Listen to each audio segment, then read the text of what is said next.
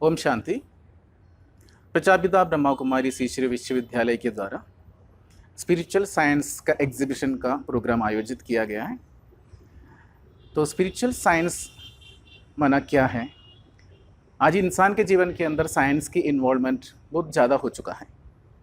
तो किस तरीके से साइंस को हम इंसान ने समझ करके अपने जीवन में इन्वॉल्व किया, वैसे स्पिरिचुअलिटी को भी अच्छी तरीके से समझ करके इन्वॉल्व करेंगे तो ये दोनों के बैलेंस के द्वारा जीवन सुखमय शांतिमय बना सकते हैं, अपने जीवन एंजॉय कर सकते हैं। तो बताया जा रहा है कि what is the meaning of science. Science मतलब क्या है? साइंस एक जो शब्द है, साइंस लैटिन शब्द है। साइंस जो शब्द लैटिन शब्द ये साइंटिया शब्द से निकला है। जो लैटिन शब्द साइंटिया शब्द का अर्थ है नॉलेज। तो स्पिरिचुअल साइंस मतलब नॉलेज। तो स्पिरिचुअल साइंस मतलब स्पिरिचुअल नॉलेज।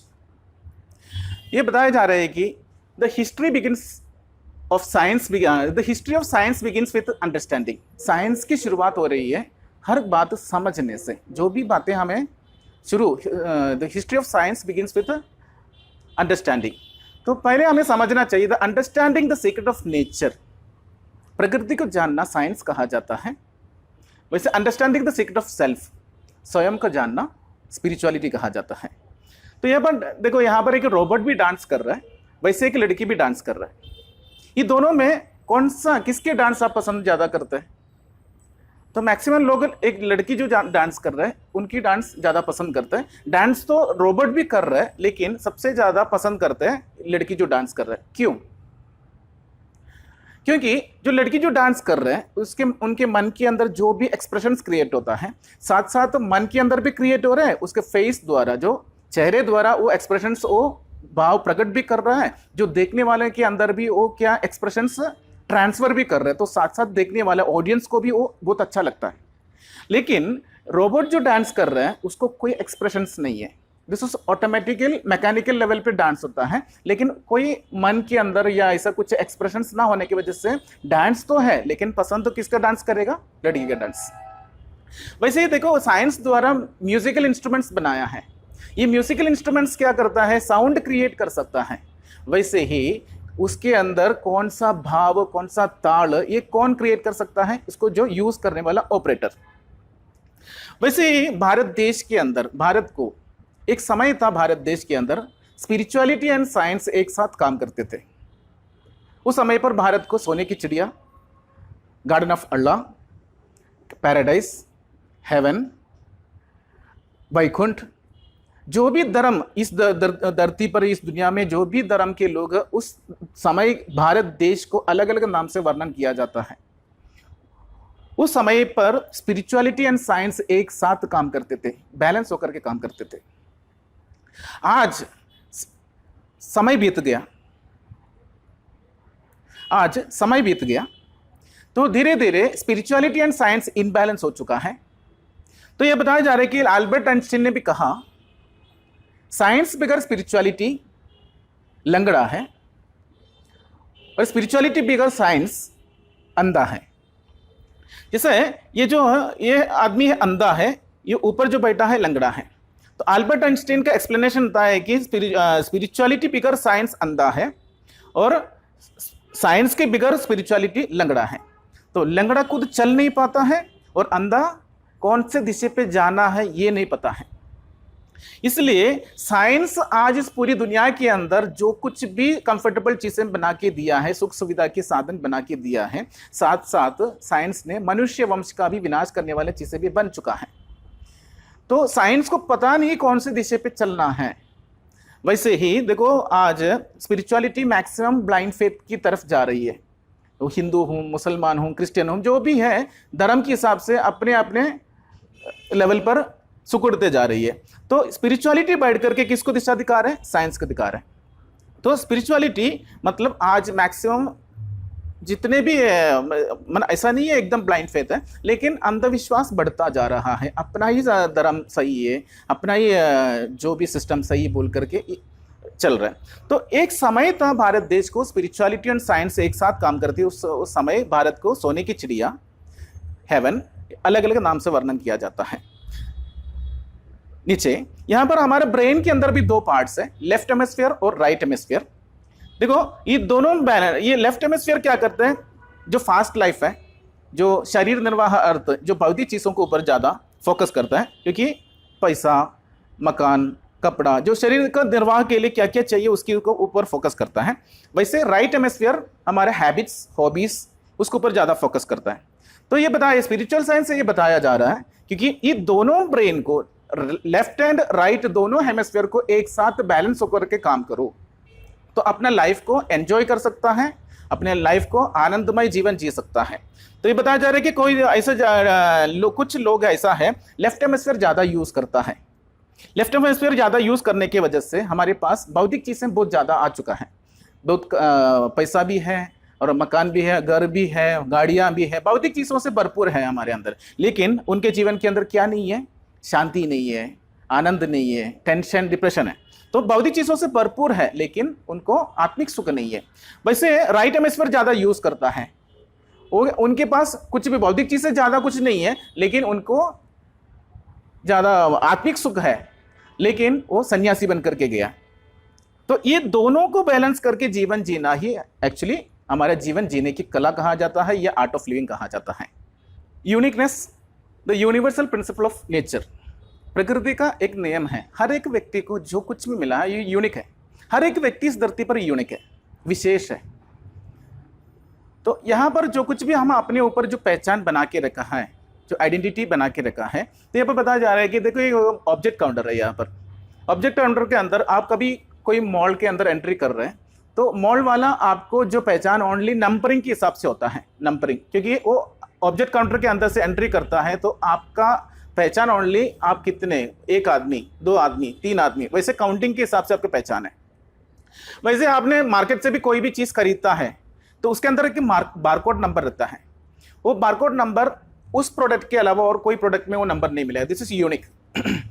वैसे आपका आधार कार्ड जो गवर्नमेंट ने आपको पहचान पत्र बना के दिया है, ये आधार कार्ड, आपके आधार कार्ड का नंबर और किसी से मिलता नहीं है, ये यूनिक है। वैसे डीएनए, इस धरती के अंदर जितने भी जो लोग हैं वो 800 या 700 800 करोड़ है, लेकिन आपका डीएनए दूसरे किसी से भी मैच नहीं होता है, मतलब आपका विशेष है, यू आर यूनिक। वैसे सिम कार्ड नंबर, जैसे मोबाइल नंबर होता है, सिम कार्ड नंबर होता है, आपका नंबर और किससे मैच नहीं होता है, आपका अलग ही नंबर है।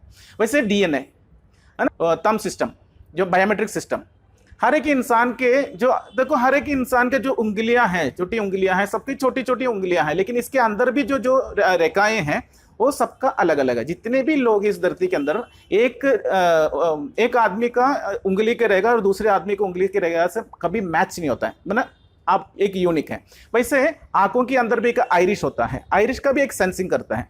तो आइरिश जो का सबकी आंखें छोटी सी आइरिश दिख रहा है, लेकिन 800 करोड़ लोगों का आइरिश का भी अलग अलग सेंस रहता है। तो उसका भी अब विदेश में भी जाता है तो ऑटोमेटिकली आइरिश को सेंस करता है। जैसे आधार कार्ड भी बनाने के लिए आपको आइरिश सेंस करता है। तो सबका दिखता तो छोटा सा आंखें है, तो आइरिश है, लेकिन सबको एक दूसरे से आइरिश मिलता नहीं है। जैसे आपने रिलीजन लेवल पे भी आपने अपने ऊपर पहचान बना के रखा है, मैं हिंदू हूँ, मैं मुसलमान हूँ, क्रिश्चियन हूँ या सिख हूँ, ये सब कुछ जो पहचान आपने ऊपर बना के रखा है, ये भी एक रिलीजन लेवल पे आपका पहचान है। जो बायोमेट्रिक सिस्टम का भी जो पहचान है, जो जेंडर लेवल पे भी अपनी पहचान बना के, मैं मेल हूँ, मैं फीमेल हूँ, मैं पुरुष हूँ, मैं ये स्त्री हूँ, जो कुछ भी। अभी यहाँ पर जो कुछ भी आपने अपने ऊपर जो पहचान बना के रखा है, this is total base of body. शरीर के बेस पर आपने अपने ऊपर बना के रखा है। देखो यहाँ पर नीचे एक कंप्यूटर दिखा रहे हैं, कंप्यूटर और ऑपरेटर। देखो कंप्यूटर ऑपरेटर के बिना काम करेगा नहीं, जैसे ऑपरेटर के बिना कंप्यूटर काम नहीं कर सकता है, वैसे शरीर एक कंप्यूटर के समान है, आत्मा इसका ऑपरेटर है ना। ये आत्मा इस सेंस ऑर्गन्स के द्वारा ही क्या करता है, कर्म करता है, ऑपरेट, इस शरीर को ऑपरेट करता है। वैसे जैसे ऑपरेटर कंप्यूटर को यूज करता है, वैसे आत्मा इस शरीर को यूज करता है। तो मैंने स्क्रीन के अंदर, जो मॉनिटर के अंदर जो कुछ भी आप करना, आप काम दे देते हैं, लेकिन ब्रेन द्वारा उसका प्रोसेस चलता है। वैसा है आत्मा इस शरीर के द्वारा, जैसे कंप्यूटर सीपीयू के द्वारा काम करवाता है, वैसे आत्मा ब्रेन के द्वारा शरीर को पूरा कंट्रोल करता है। तो ये स्पष्ट हो रहा है कि आप शरीर से अभी तक आप अपने ऊपर जो पहचान बना के रखा है, ये सब कुछ बेस ऑफ बॉडी, मैंने शरीर के अടിस्थान पर आपने अपने पहचान बना के रखा है, लेकिन आप शरीर नहीं, आप आत्मा हो। आत्मा ही इस शरीर को यूज करता है। आत्मा एक ऊर्जा है, जिसे एक चैतन्य शक्ति कहा जाता है, अचर अमर अविनाशी कहा जाता है। तो आत्मा एक ऊर्जा है। ऊर्जा मतलब एनर्जी। आत्मा एक एनर्जी है, ऊर्जा कहते हैं, एनर्जी कहते हैं, अचर अमर अविनाशी कहा जाता है। आत्मा का ना विनाश होता है, ना उसको क्रिएट कर सकता है। तो वैसे ही जैसे साइंस ने भी कहता है एनर्जी को ना क्रिएट कर सकता है, ना उसको डिस्ट्रॉय कर सकता है, वैसे भी आत्मा एक एनर्जी है। आत्मा का विनाश कभी नहीं होता है, एक एनर्जी को दूसरा एनर्जी में कन्वर्ट किया जा सकता है। तो यहाँ पर देखो एक बायोमेट्रिक सिस्टम सेंसर है, इसमें मैं हाथ लगाने से क्या होता है, एक लाइट जल रहा है ना, लाइट जल रहा है। भाई क्या अगर मैं एक नॉन लिविंग थिंग रखूँ, देखो ये मैं नॉन लिविंग थिंग रखूँ या कुछ पेन रखूँ, तो ये लाइट जल नहीं रहा है। देखो ऐसे मैं हाथ रखूँ, मैं किसी डेड बॉडी का हाथ भी रख दूँ तो भी क्या नहीं होगा, क्योंकि ये लाइट जलेगा नहीं। अभी इस शरीर के अंदर एक बायो इलेक्ट्रिकल एनर्जी पास हो रही है। ये कहाँ से हो रही है? शरीर के अंदर, डेड बॉडी में नहीं है और जिंदा व्यक्ति में है। ये आत्मा ही ये बायो इलेक्ट्रिकल एनर्जी पास कर रही है या क्रिएट कर रही है। तो आत्मा एक एनर्जी है। जैसे आपने कहा है कि मॉल के अंदर एंट्री करता है तो वहाँ पर आपका एक ऑब्जेक्ट काउंटर रखता है। ऑब्जेक्ट काउंटर के अंदर ये बताया जा रहा है कि आप एंट्री करते वक्त यहाँ पर आप नंबर के ऊपर फोकस करेंगे तो पता चलेगा, जितना आप उसके अंदर वो जो काउंटर है, ऑब्जेक्ट काउंटर के अंदर से एंट्री करता है, तो उसके अंदर एक IR रेस और IR ट्रांसमीटर बोल के एक सिस्टम फिट रखा है, मैंने फिट करके रखा है। तो उसके अंदर से आप एंट्री करता है तो वो लाइट जो है उसके अंदर डिस्टर्बेंस हो गया तो ऑटोमेटिकली काउंटिंग शुरू करता है। तो object sensor only counting object को, वो जिंदा है या मुर्दा है या गाय है या टेबल है, कुछ भी हो वो सेंस करता रहेगा। लेकिन बायोमेट्रिक सिस्टम क्या करता है, जो बायो इलेक्ट्रिकल एनर्जी जो आत्मा की शक्ति है वही सेंस करता है। जैसे डेड बॉडी का अंदर बायो इलेक्ट्रिकल एनर्जी नहीं है, माना आत्मा नहीं है, वैसे जिंदा व्यक्ति के शरीर के अंदर आत्मा है, वो आत्मा ही बायो इलेक्ट्रिकल एनर्जी शरीर के अंदर क्रिएट करता है। तो वो टच करने से यहाँ पर क्या होता है, ये लाइट जल रहा है। ये बायोमेट्रिक सिस्टम पहले के टाइम पर तभी यूज़ करता था, उसके लिए यूज़ करता था जहाँ पर भूकंप होते हैं, बहुत मकान नीचे गिर जाता है, बहुत लोग उसके अंदर फंस जाते हैं। तो फर्स्ट हमें किसको बचाना होता है, जिसको जो बेहोश हो गया या जो मैंने खुद कर नहीं पा रहे, उठ नहीं पा रहे या कुछ बोल नहीं पा रहे, या उनको क्या करते हैं, डायरेक्ट ही बायोमेट्रिक सिस्टम लेके जाकर के उनका उंगली से दबा के देखते हैं तो ऑटोमेटिकली आत्मा उस शरीर के अंदर है, तभी उसको उठा करके जल्दी उसको बचाने के लिए कोशिश करते हैं। जो शरीर छोड़ दिया, डेड बॉडी है, तो आराम से उसको निकालते हैं। तो फर्स्ट ये बायोमेट्रिक सेंसर के द्वारा पहले ये काम करते थे। साइंस के डेवलपमेंट धीरे धीरे बढ़ता गया तो धीरे धीरे उसको सूक्ष्म बातों को भी समझ करके वो साइंस बायोमेट्रिक सिस्टम को भी अलग अलग तरीके से यूज़ करना शुरू कर दिया। आत्मा एक एनर्जी है, एनर्जी को ना क्रिएट कर सकता है ना उसको डिस्ट्रॉय कर सकता है। जैसे साइंस ने भी कहा है एनर्जी को ना क्रिएट कर सकते हैं, उसको डिस्ट्रॉय कर सकता है, वैसे ही the energy the source of power. यहाँ पर बताया जा रहा है कि there are two types of light, visible light और इनविजिबल लाइट। देखो ना यहाँ पर अलग अलग फ्रीक्वेंसी का लाइट को नंबरिंग के हिसाब से किया है, मैंने उसको 10⁻², 10⁻3, 10⁻4 जैसे ऐसे अलग अलग कैलकुलेशन लाइट होता है। पर्टिकुलर लाइट होता है, दिस इज विजिबल लाइट ना विब्ग्योर, माना उसका लो फ्रीक्वेंसी लाइट, उसका हाई फ्रीक्वेंसी लाइट इन आंखों की देखने की क्षमता नहीं है। मतलब 10⁻14 बिटवीन रेस लगता है, 10⁻14 बिटवीन फ्रीक्वेंसी लाइट इन आंखों की देखने की क्षमता है। उसकी लो फ्रीक्वेंसी लाइट, उसकी हाई फ्रीक्वेंसी लाइट इन आंखों की देखने की क्षमता नहीं है। वैसे ही जैसे रेडियो वेव्स है, रेडियो 94.7 FM चालू कर दिया और बटन ऑन करके चालू कर दिया तो वो गाना बजना शुरू कर दिया, क्योंकि रेडियो क्या सेंस करता है, रेडियो स्टेशन से जो आने वाला रेडियो वेव सेंस करता है। रेडियो वेव से हम इन आंखों से देख सकते हैं नहीं। वैसे ही माइक्रोवेव के अंदर भी आपने खाना रख दिया, बटन ऑन कर दिया और वो ऑटोमेटिकली गर्म करना शुरू कर दिया। तो ये माइक्रोवेव के अंदर इलेक्ट्रोमैग्नेटिक वेव्स होता है। तो इलेक्ट्रोमैग्नेटिक वेव्स को कोई देखा है नहीं, क्योंकि वो भी इनविजिबल लाइट है। वैसे एक पर्टिकुलर लाइट होता है विब्ग्योर, इन आंखों की देखने की क्षमता है। उसके लो फ्रीक्वेंसी, उसका हाई फ्रीक्वेंसी जो एक्सरे रेस है, गामा रेस है, ये सब इन आंखों से नहीं देख सकते, लेकिन लाइट है। वैसे ही आत्मा भी एक इनविजिबल लाइट है। आत्मा को भी कोई देख नहीं सकता है, इन आंखों से हम देख नहीं सकता है। तो ये बताया गया है कि यहाँ पर इस दुनिया के अंदर भी हर चीज़ का एक फॉर्म होता है, एक रूप होता है।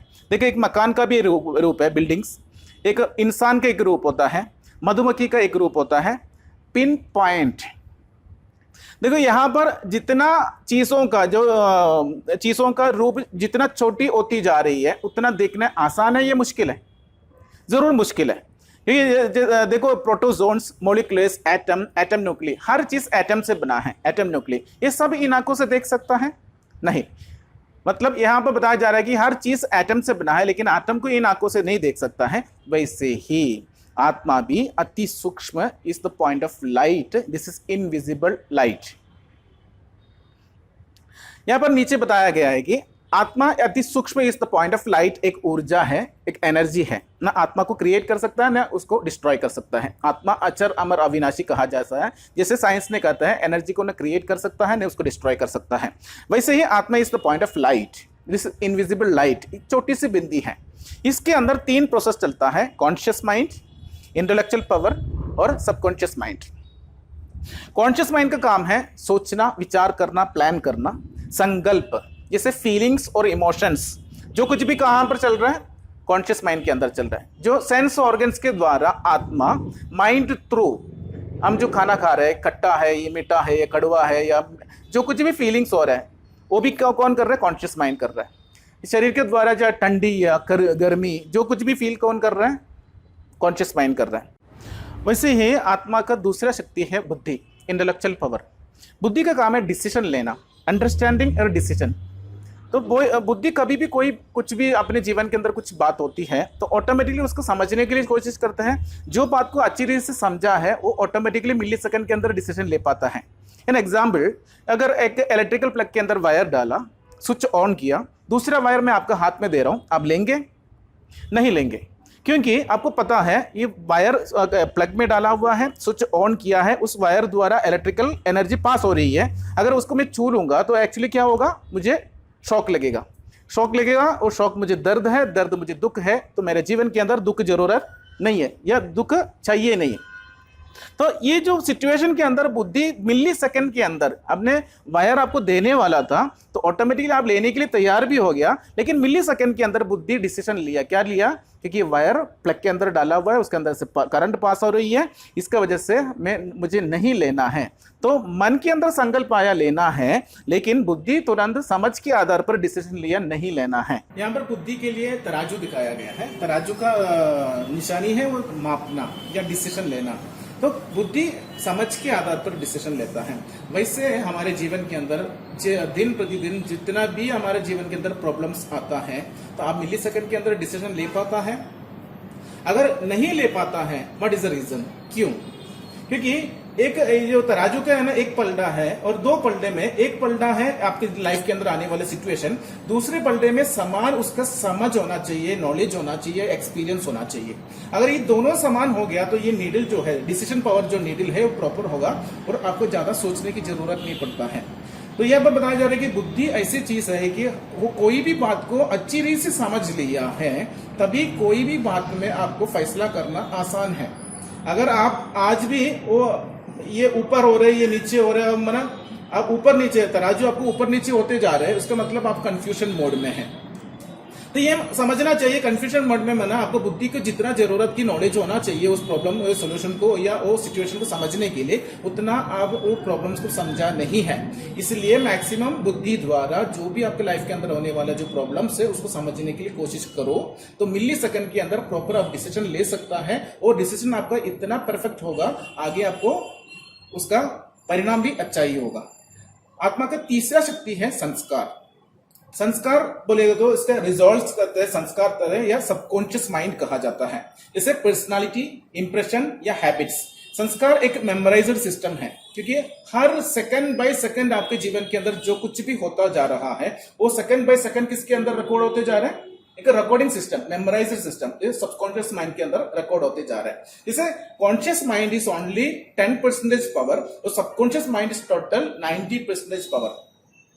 कॉन्शियस माइंड इस जन्म के बारे में या सेंस ऑर्गन्स के द्वारा जो कुछ भी प्रेजेंट मूवमेंट के अंदर जो कुछ भी हो रहा है इसके द्वारा फील कर रहा है, और सबकॉन्शियस माइंड के अंदर टोटल पास्ट कर्म का पूरा रिकॉर्डिंग सिस्टम इसके अंदर है। तो यहाँ पर जो कुछ भी आपने जो फील कर रहे हैं, जितने भी आप इस धरती पर आकर के जन्म लिया है, वो पूरी सिस्टम किसके अंदर रिकॉर्डेड है? सबकॉन्शियस माइंड के अंदर रिकॉर्डेड है। ये 3 सूक्ष्म शक्तियां हैं, आप आत्मा की शक्ति है। ये आत्मा ये 3 सूक्ष्म शक्तियों के द्वारा ही, दिस इज इंटरनल प्रोसेस कहा जाता है। एक्सटर्नल प्रोसेस सेंस ऑर्गन्स के द्वारा आत्मा काम करती है। आत्मा अंदर इंटरनल प्रोसेस मन, बुद्धि, संस्कार के द्वारा काम करती है। जिसे साइंस कहते हैं एनर्जी को ना क्रिएट कर सकते हैं, उसको डिस्ट्रॉय कर सकते हैं। एक एनर्जी को दूसरे एनर्जी में कन्वर्ट किया जाता है। जैसे एन एग्जाम्पल, यहाँ पर मैं क्लैपिंग करूंगा ना, क्लैप करने से साउंड एनर्जी क्रिएट हुआ। ये साउंड एनर्जी क्या कर दिया? लाइट एनर्जी में कन्वर्ट कर दिया। वैसे आत्मा भी एक ऊर्जा है या एनर्जी है। आत्मा भी अक्षर अमर अविनाशी कहा जाता है। जैसे साइंस कहते हैं एनर्जी को क्रिएट नहीं कर सकते हैं, उसको डिस्ट्रॉय कर सकते हैं, वैसे भी आत्मा एक ऊर्जा या एनर्जी है। आत्मा भी अविनाशी है, मैंने विनाश नहीं कर सकता है, उसको डिस्ट्रॉय भी कर सकता है।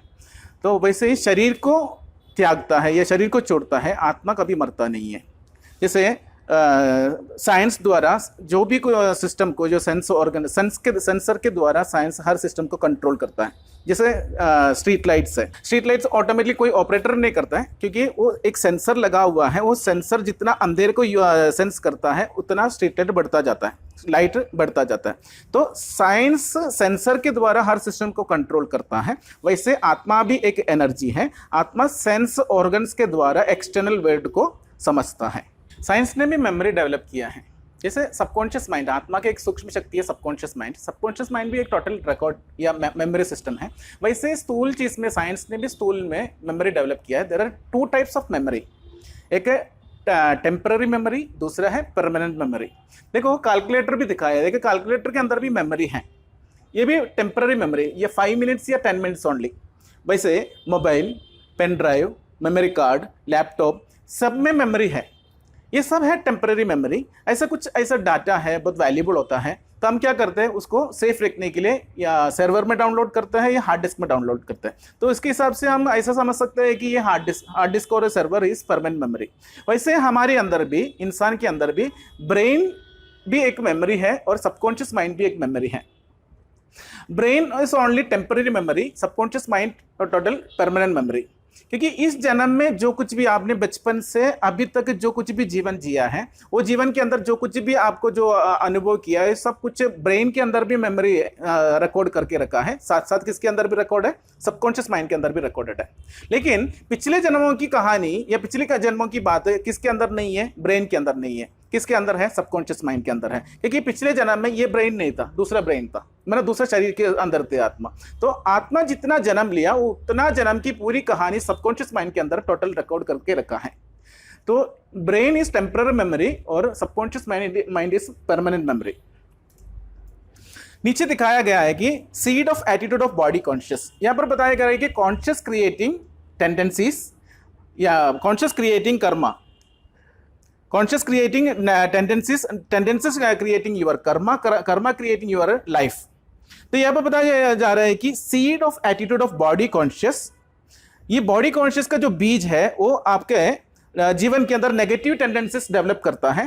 ये नेगेटिव टेंडेंसीज द्वारा आपने जो भी कर्म करता है, ये कर्म के द्वारा आपका जीवन बन जाता है। ये जीवन के द्वारा आप अभी जो सेकंड बाय जो सेकंड आप अनुभव कर रहे हैं, वो नेगेटिव इमोशंस और नेगेटिव फल, नेगेटिव फीलिंग्स जो आपका फल के रूप में मिल रहा है।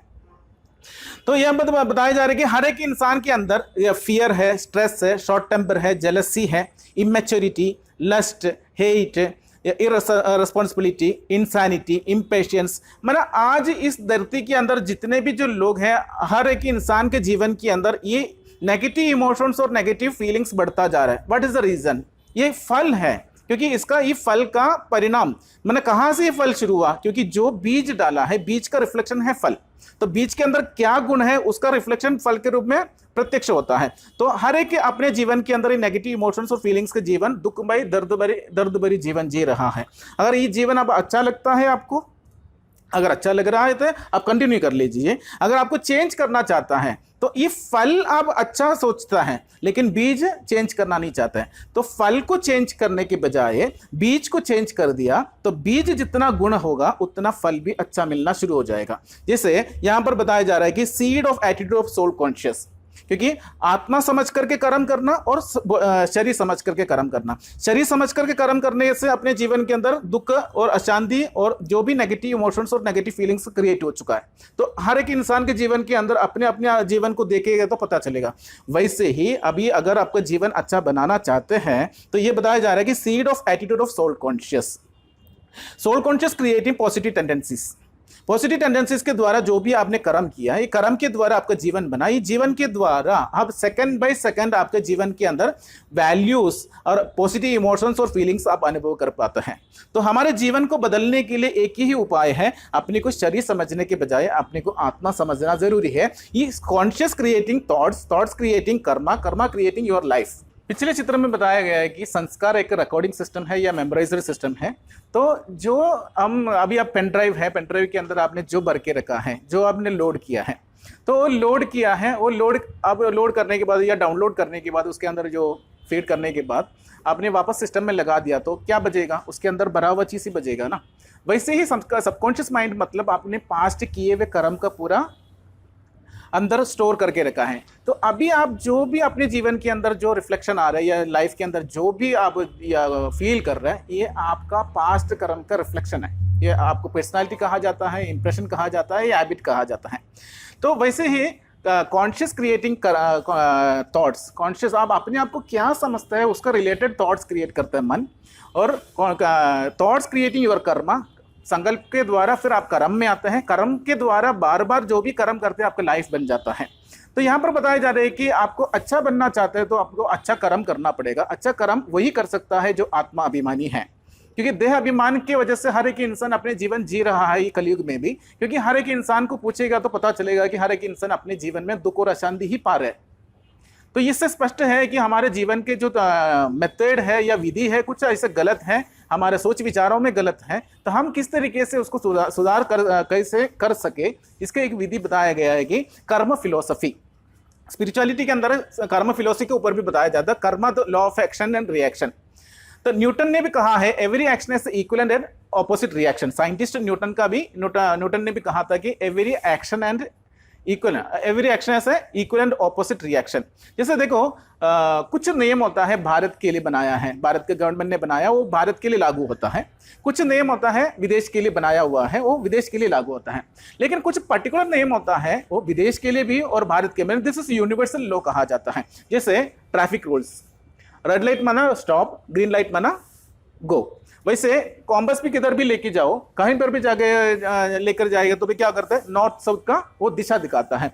वैसे ही कर्म फिलोसफी भी ऑल ओवर द वर्ल्ड यही बताया जा रहा है कि आप जो करेगा सो आप पाएंगे।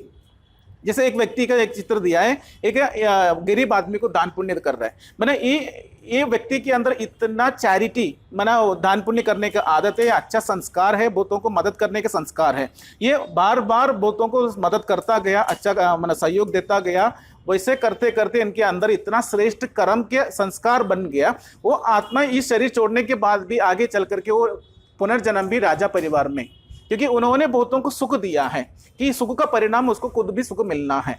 तो ये बताया गया है कि ये चैरिटी करने की वजह से, उनके अंदर इतना श्रेष्ठ कर्म होने की वजह से, उनके अंदर ये कर्म के द्वारा जो श्रेष्ठ संस्कार रिकॉर्ड होने की वजह से उनका वो आत्मा आगे भी किधर भी जाएंगे, पुनर्जन्म लेंगे तो भी उसको अच्छा परिवार में मनुष्य जन्म अच्छा मिलेगा।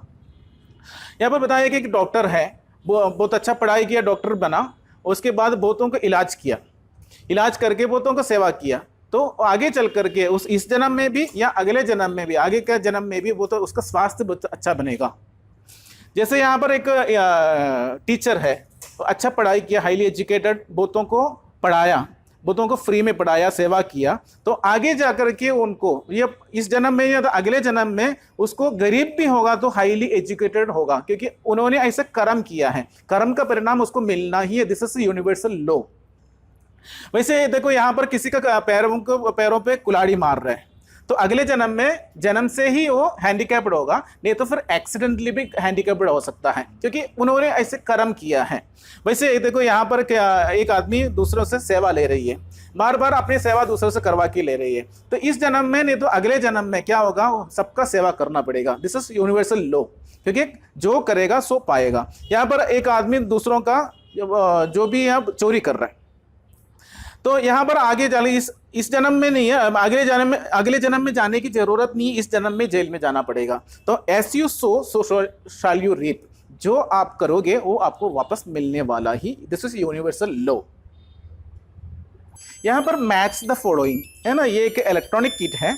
यहाँ पर आपका कर्म फिलोसफी के बारे में समझाया गया है, समझाया जा रहा है। तो यहाँ पर लिखा है एक लाइन में पूरा एक कर्म का सिद्धांत बताया गया कि आप ऐसा करेंगे तो आपको ऐसा मिलेगा। तो ये आना आपको मैच द फॉलोइंग करना है, क्योंकि यहाँ पर जो लिखा है उसको उल्टा सुल्टा लिखा है। तो आपको देखना है, अगर सब में लाइट जल रहा है इसके समान है। अभी इधर फर्स्ट लिखा है बी सिंपल, अभी इसमें कौन सा उसका सामान बनेगा तो आपको देखना है और आपका अपने बुद्धि द्वारा उसको समझ करके उसको आंसर में दबाना है।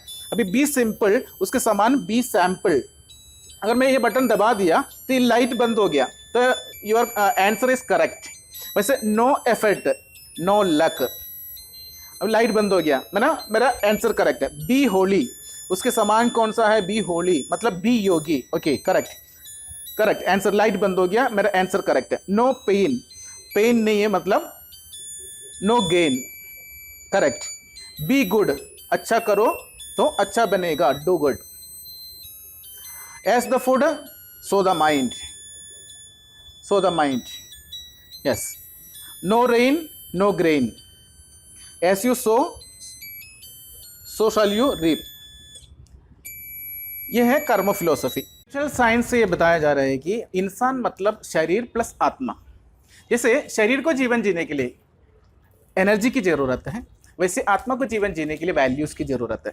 तो शरीर body needs energy to survive life और being needs values to enjoy life. तो यहाँ पर ये चित्र में बताया गया है कि थिंक ऑफ एनी वैल्यूज़, मैंने 16 वैल्यूज़ का एक चित्र है ये 16 वैल्यूज़ में से आपको वैल्यू का वो नाम भी लिखा है, उसके ऊपर उसका रिलेटेड एक चित्र भी दिया है। इसमें से ये 16 वैल्यू में से आपको एक वैल्यू सेलेक्ट करना है, अपने मन में याद रखना है। वैल्यू भी याद रखना है, साथ साथ उसके साथ जो भी चित्र आया है वो भी याद रखना है। ओके, अगर आपने याद रख लिया, अब दूसरा एक चित्र है, इसमें यही चित्रों का 4 कॉलम दिया है, लेकिन कोई कोई चित्र एक कॉलम में है, कोई कोई चित्र 2 कॉलम दूसरा नंबर कॉलम में है, कोई कोई चित्र तीसरा नंबर में, कोई कोई चित्र 4 में है। तो ये आपको देखना है, आपने जो मन में याद किया वो चित्र इस चित्र फर्स्ट कॉलम में है। ओके, फर्स्ट कॉलम तो कॉलम का नंबर भी याद रखो, है तो कॉलम का नंबर याद रखो। सेकंड कॉलम में है, तीसरे कॉलम में है और फोर्थ कॉलम में है। वैसे कौन सा कॉलम में है वो कॉलम का नंबर याद रखना है। मैंने याद किया, मैंने तो अभी याद किया है, एक चित्र याद किया है, फर्स्ट में है, सेकंड में है, तीसरे में नहीं है, फोर्थ में भी नहीं है। तो मैंने यहाँ पर एक इलेक्ट्रॉनिक किट रखा है, यहाँ पर मैंने वो जो याद किया वो कॉलम फर्स्ट में भी आया, सेकंड में भी आया, 3 और 4th में नहीं है। अब इधर आंसर लगाया, आंसर में दबा दिया, दिस इज करेज। यस, मैंने सेलेक्ट किया है, शेर को सेलेक्ट किया था, तो शेर के नीचे लिखा है करेज। तो फर्स्ट कॉलम में भी आया, सेकंड कॉलम में भी आया। तो एक वैल्यू गेम्स के हिसाब से बनाया है कि वैल्यूज जितना जरूरत है हमारे लाइफ के अंदर, जितना वैल्यूज के ऊपर फोकस करते जाएंगे उतना जीवन के अंदर आप जीवन को एंजॉय कर सकता है। Change the universal concept of nature.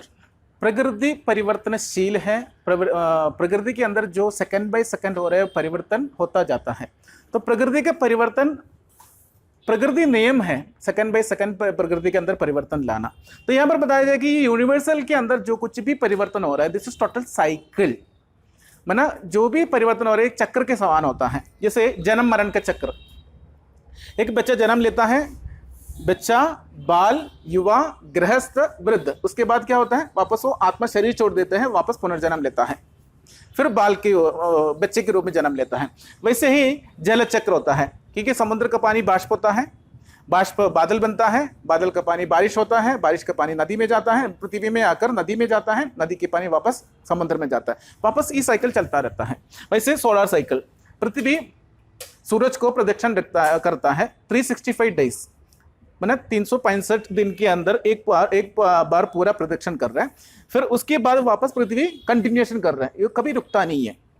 वैसे एक बीज है ना, कोई भी बीज आएगा, बीज को मिट्टी में डालो, पानी डालो, वो अंकुरित होकर के पौधा बन करके आगे आएंगे, आगे चल करके वो क्या करेगा, बड़ा पौधा बन जाएगा, फलीभूत हो जाएगा, वापस जड़ीभूत करके वापस वो पेड़ खत्म हो जाएगा, दूसरा वो फल उसके अंदर से जो बीज से दूसरा फल निकलता है। पर ना ये सृष्टि के अंदर जो कुछ भी परिवर्तन हो रहा है इस टोटल साइकिल, देखो 24 का आवर के अंदर कभी 4 पार्ट किया जाता है, सुबह, दोपहर, शाम, रात। इसके बाद वापस क्या होता है, वापस सुबह। मैंने इस परिवर्तन कब शुरू हुआ, मैंने ये जो चक्र कब शुरू होगा और कब शुरू हुआ और कब बंद होगा, इस सवाल का जवाब नहीं है। तो ये बताया जा रहा है कि golden age, silver age, copper age, iron age, इसके बाद कौन सा एज है, गोल्डन एज आएगा। जैसे extreme positive, positive, negative, extreme negative, सतयुग, त्रेता, द्वापर, कलयुग। इसके बाद यहां पर सतयुग आएगा जरूर, क्योंकि एज पर मना प्रकृति नियम अनुसार हर सेकंड बाय सेकंड प्रकृति के अंदर परिवर्तन होता जा रहा है। वैसे ही यू कांट चेंज टाइम, आप समय को चेंज नहीं कर सकते, it is time to change. अगर आप चाहे ना चाहे सतयुग जरूर, कलयुग के बाद सतयुग जरूर लाएगा। तो इस समय पर कन्फ्लुएंस, बीच में एक कन्फ्लुएंस एज लिखा हुआ है, इस कन्फ्लुएंस एज में अपने आप को परिवर्तन करें, ट्रांसफॉर्म करने के समय है। कि सतयुग एक्सट्रीम पॉजिटिव इज पॉजिटिव या नेगेटिव, एक्सट्रीम नेगेटिव, क्योंकि ये दोनों युगों में हम सभी इंसान सोल कॉन्शियस थे, आत्मा अभिमानी थे। यहां से कॉपर एज से मैंने द्वापर और कलयुग में हम अपने आप को क्या समझ करके कर्म किया, बॉडी कॉन्शियस, मैंने देह अभिमान में करके कर्म किया। इसके परिणाम हमारे जीवन के अंदर दुख और अशांति है। इतना पापाचार, भ्रष्टाचार दुनिया में क्यों बढ़ रही है, व्हाट इज द रीजन, क्योंकि हम अपने को शरीर समझ करके कर्म किया। इस शरीर समझ करके जो भी कर्म किया ये पाप कर्म कहा जाता है। इसके द्वारा हमारे जीवन के अंदर दुख और अशांति है। अभी परमात्मा इस सृष्टि पर अवतार होकर के ये कहा जा रहा है कि अपने को आत्मा समझो। जिस भगवत गीता के अंदर भी ये सत्य ज्ञान बताया गया कि आत्मा अभिमानी बनो।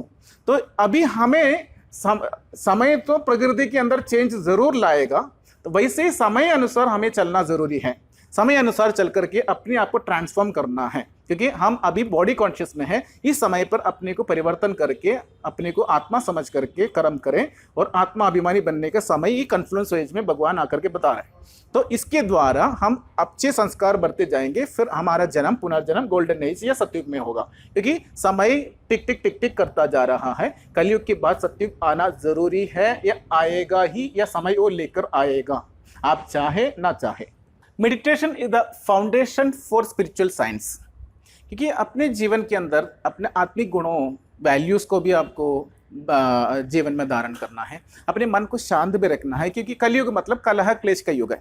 कलह क्लेश में ना इस दुनिया में इस समय की विशेषता ही हर एक जीवन के अंदर, हर एक इंसान के जीवन के अंदर दुख और अशांति ही होगा, क्योंकि यहाँ पर ऐसा मतलब कलह क्लेश का युग है। इस युग का विशेषता ही कलह क्लेश है। तो हर एक इंसान अपने जीवन के अंदर दुख और अशांति है, तो इससे बचना चाहते हैं तो meditation is the foundational spiritual science. अपने जीवन को सुखमय शांतिमय बना सकते हैं हम मेडिटेशन प्रैक्टिस करने से, या राजयोगा मेडिटेशन प्रैक्टिस करने से। यह पर बताया जा रहा है कि हर एक इंसान भगवान को अलग अलग नाम से, अलग अलग रूप से याद तो कर रहे हैं, लेकिन भगवान को सर्वशक्तिवान भी कहा जाता है।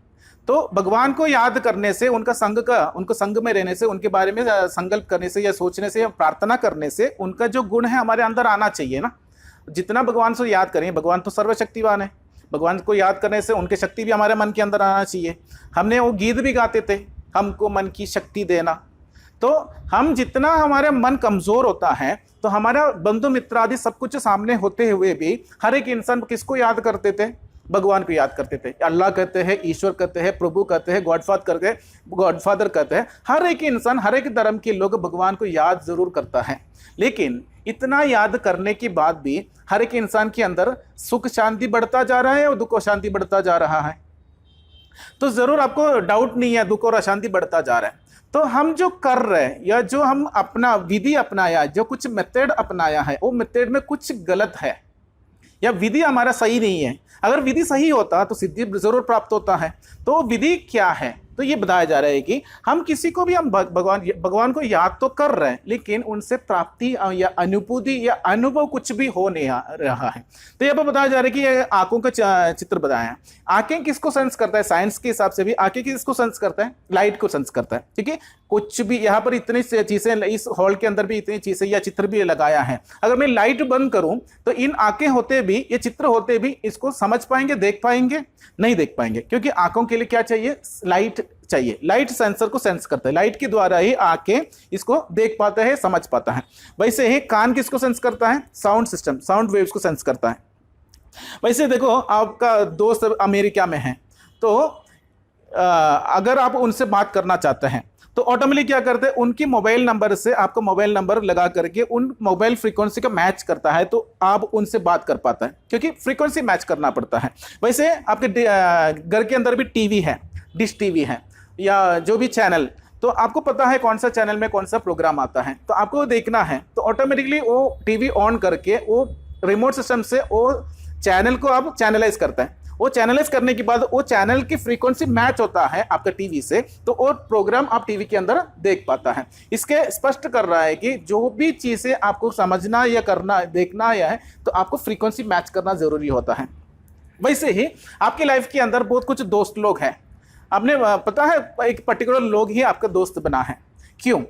क्योंकि आपको पता है ना, आत्मा एक ऊर्जा है, आत्मा एक ऊर्जा है, संकल्प उसका एक फ्लो ऑफ एनर्जी है। माना आत्मा एक एनर्जी है, इस संकल्प माना thoughts is the flow of the energy, कि एनर्जी को मापा जाता है फ्रीक्वेंसी लेवल पर। तो आपके मन के अंदर निकलने वाला आने वाला संकल्प और आपके दोस्त लोग के मन में निकलने वाले संकल्प की फ्रीक्वेंसी इक्वल है। तो जिसकी फ्रीक्वेंसी लेवल ईच होता है, जिसकी सोच विचार इक्वल होता है, उसका ही एक्चुअली दोस्ती बनता है। इससे स्पष्ट है कि फ्रीक्वेंसी लेवल माना एनर्जी, संकल्प एक फ्लो ऑफ द एनर्जी है, एनर्जी को मापा जाता है फ्रीक्वेंसी लेवल पर। एक मालिक और एक नौकर का दोस्ती कभी नहीं होते, क्योंकि फ्रीक्वेंसी मैच नहीं होता है। जैसे आप अपने आप को मां समझने से किसकी याद आता है? मां समझने, अपने आप को मां समान दे दो तो किसकी याद आता है? बच्चों की याद आता है।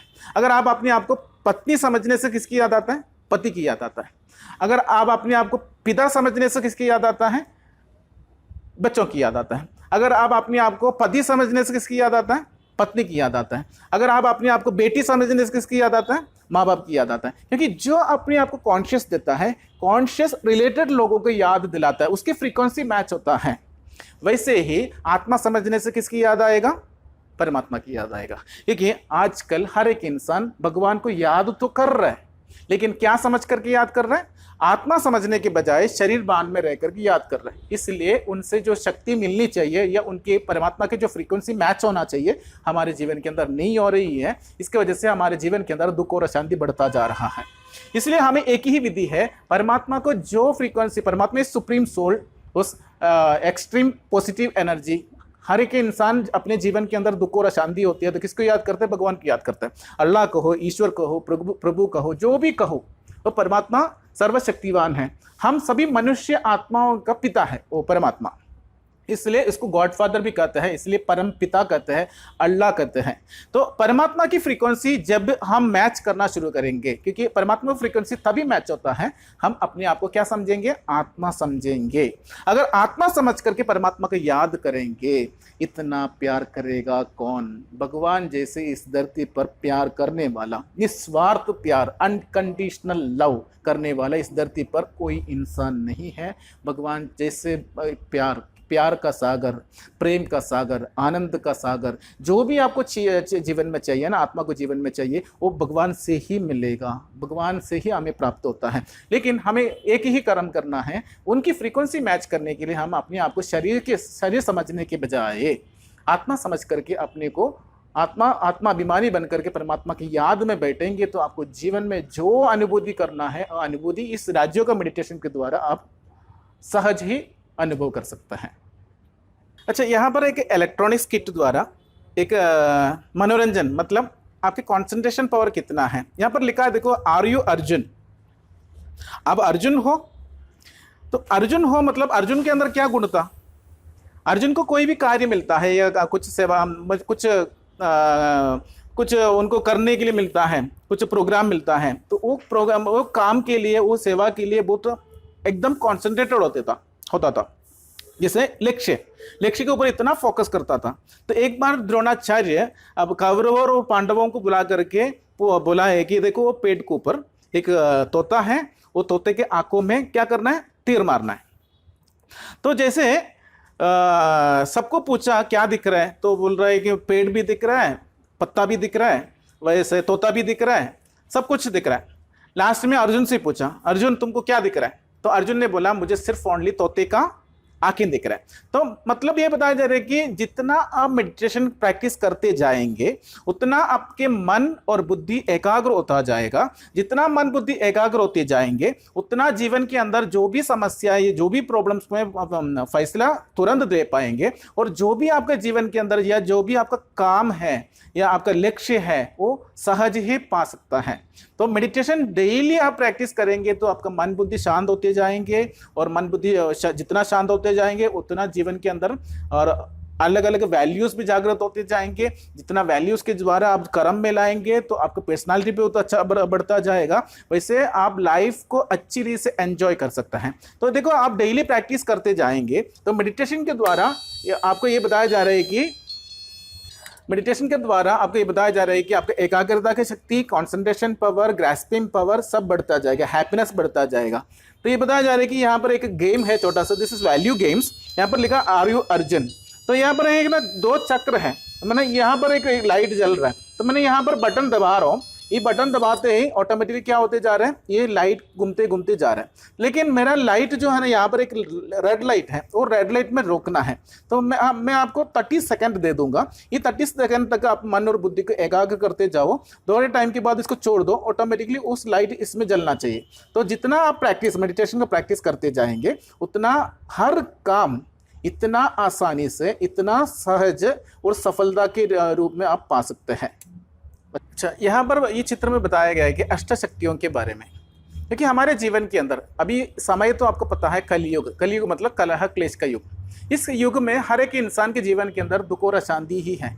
क्योंकि हमें ये पता है, क्योंकि हमारे जीवन का रीति है, जीवन शैली हम कुछ गलत है कि बॉडी कॉन्शियस की वजह से हमने जो जीवन जिया है उसका परिणाम दुख और अशांति है। सोल कॉन्शियस से जीवन जिएंगे तो हमारे जीवन के अंदर सुख शांति या वैल्यूज भरा हुआ जीवन हम जी सकते हैं। तो ये कलयुग में हम पता चलता है कि हर एक इंसान अपने कुछ ना कुछ प्रॉब्लम्स में फंसा हुआ है। तो आपको पता ही है। तो जितना आपके लाइफ के अंदर प्रॉब्लम्स है उतना आपको मन के अंदर क्या जरूरत है, शक्तियों की जरूरत है। देखो यहाँ पर हर एक इंसान अपने जीवन के अंदर मन जितना आपका कमजोर होता जाता है, मन के अंदर बलहीन होता जाता है, तो किसको याद करते हैं? अलग अलग धर्म के लोग भगवान को याद करते हैं, अल्लाह कहो, ईश्वर कहो, प्रभु कहो, क्योंकि सर्वशक्तिवान किसको कहा जाता है? भगवान को कहा जाता है। तो ये बताया जा रहा है कि जितना आप मेडिटेशन प्रैक्टिस करेंगे तो मेडिटेशन से आपको पता चल रहा है कि मैं एक सोल हूँ या आत्मा हूँ। आत्मा समझे, जितना समझते जाएंगे उतना परमात्मा से आपका कनेक्शन जुड़ता जाएगा।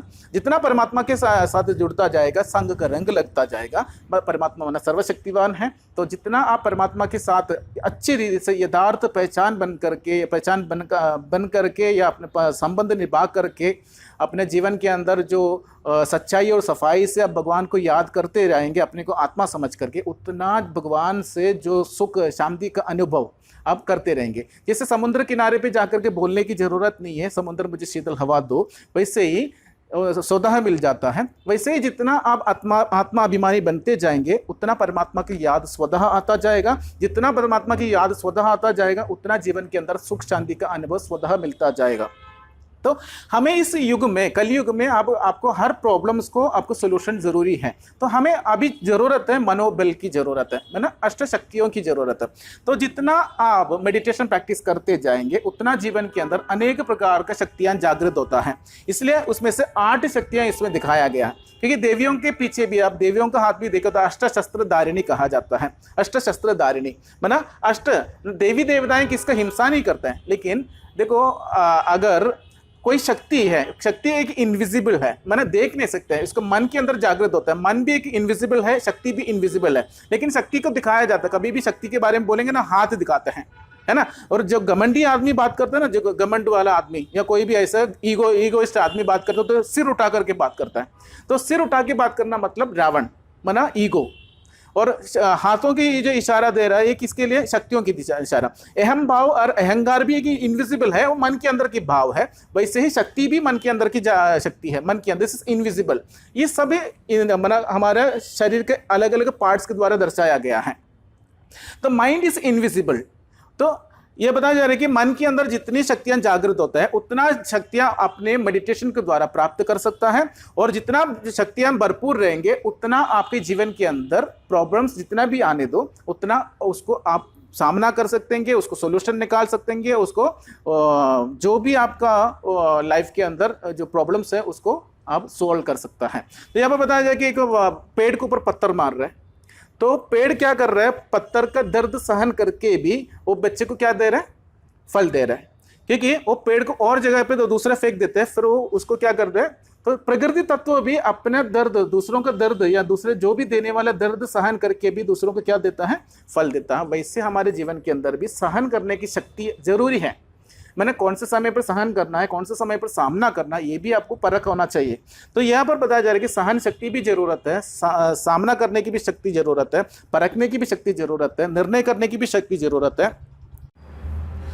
यहाँ पर एक इलेक्ट्रॉनिक्स किट लगाया है कि इसमें है ना study hand and concentration game.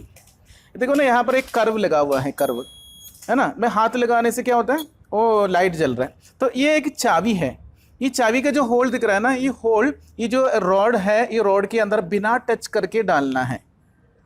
तो अब अपने मन के अंदर एकाग्रता शक्ति कितना है, अपने आप अपने को चेक कर सकते हैं अपने पास कितना एकाग्रता की शक्ति है। जैसे अब ये काम आपको मिल गया है, क्योंकि आत्मा एक ऊर्जा है, संकल्पों द्वारा, संकल्प उसका एनर्जी ऑफ द फ्लो है। तो जितना आप शरीर के अंदर का पॉजिटिव एनर्जी क्रिएट करता जाता है, उतना आप हर काम आसान कर सकता है। तो मुझे एक लक्ष्य मिला है, इसमें आपको ये बिना टच करके ये चाबी इसके अंदर डालना है। तो मैं अपनी तरफ से ट्राई कर रहा हूँ। एक ही हाथ से पकड़ना है और ये हाथ रख करके इसमें आप कॉन्सेंट्रेट करके इसके अंदर बिना टच करे आप